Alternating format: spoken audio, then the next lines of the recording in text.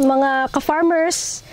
Ito po yung planting materials namin ng Aviark jackfruit. So, ito po yung mga kailangan natin ma-remember kapag ikaw ay new grower at wala kang idea kung tama ba yung binibenta ng isang nursery or isang farmer na Aviark nga yung Aviark yung nakikita mo. So, ang characteristics mo yung una is bilog ang dahon, okay? So, pag bibili po kayo ng seedling or planting materials, ang una nyo pong titingnan dyan kung talagang adapted na or buhay na itong seedling na to is meron na siyang mga tinatawag na ano nga ito? Yung nagpa-follow ng mga leaves or flashing, yon. Nagpa-flashing.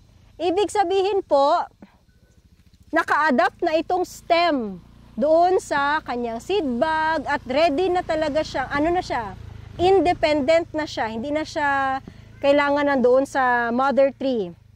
So ayan po, makikita nyo may mga flashing. So alam nyo talaga na maganda ang quality ng nabibili nyong kahit anong seedlings. Titingnan nyo po talaga yung nagpa-flashing siya. Yun po ang pipiliin nyo, mag-select kayo ng seedlings. So, ito po yung aming mga planting materials. Yung iba hindi pa na-rebag.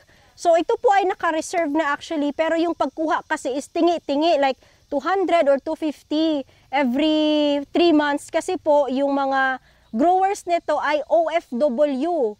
Yung farm nila ay kulang sa manpower. Kaya ako po yung mismong nag-insist na wag itanim ng sabay-sabay ang 1,000 plus kung wala po kayong manpower.